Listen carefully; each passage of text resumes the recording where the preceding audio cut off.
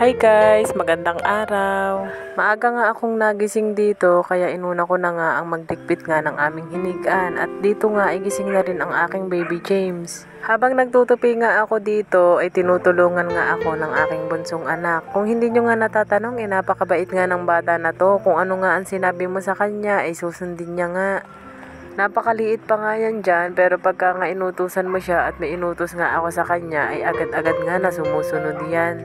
Dito nga ay sabi ko nga sa kanya ay tulungan niya nga akong buhatin itong aming kama. Tignan nyo naman at tinutulungan nga ako. Dito nga ay sabi ko nga dyan sa kanya ay pagkatapos nga kuhanin niya nga itong walis at tignan nyo naman at agad-agad nga na sumunod ang aming baby James. Nagwalis-walis na nga ako dito ng mga kalat at ang dami nga ditong mga tinapay na kinalat nga ng aking anak na bunso. Niligpit ko na rin nga itong towel na pinagkamitan ng aking anak. Iyahangin ko na nga to at ilalabas ko nga ng mainitan din nga at maarawan.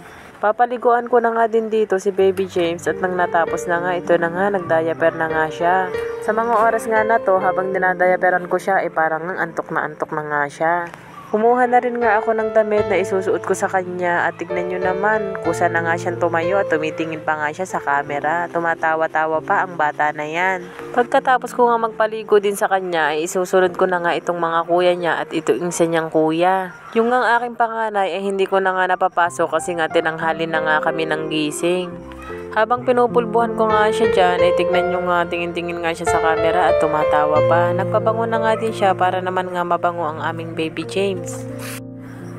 Pinaliguan ko na din nga itong kuya ni James at yung kanyang kuya na panganay, wala na nga din dito, pinaliguan ko na. Hindi nga siya nakapasok kasi nga tinanghali na nga kami ng gising. Hindi ko na rin nga pinapasok at bukas na nga lang, sabi ko. Napakabilis nga talaga ng panahon. Dati karga-karga ko pa lang sila. Tignan nyo naman ngayon, mga binata na. Super lalaki na nila at ang kukulit na. At dahil hindi nga siya nakapasok dyan, sabi ko nga sa kanya ay magbasa-basa na din siya para mahasa nga siya sa Tagalog at sa English. Hirap pa rin nga siya na magbasa lalo na nga kapag English.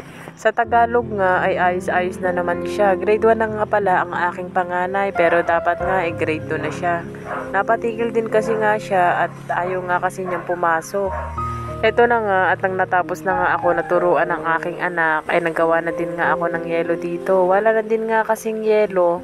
Naubos na din nga. Kung hindi nyo nga natatanong at sa nagtataka nga po, andito nga po pala kami natigil dito sa aking mama.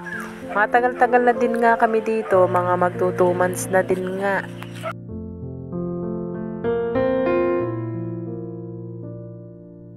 Nakagawa na nga pala ako ng yelo, nasa 1 dosena nga itong ginawa ko at ilalagay ko na nga din nga sa freezer. Mabili din kasi nga ang yelo dito kasi nga marami nagtitinda ng isda dito ng aking mga pinsan kaya palagi nga nauubos agad yung yelo. Natapos na nga akong gumawa ng yelo at ito na nga at ilang peraso din nga ang aking nagawa. Pinunasan ko nga muna yung rep dyan at ilalagay na din nga namin ng tumigas-tigas na din nga. Hanggang dito na lang nga guys ang aking mga video at sa isang araw nga uli ay gagawa nga uli at sisipagan na natin ang pag-upload. Sana guys ay suportahan nyo ang mga upload ko na video. Maraming salamat po.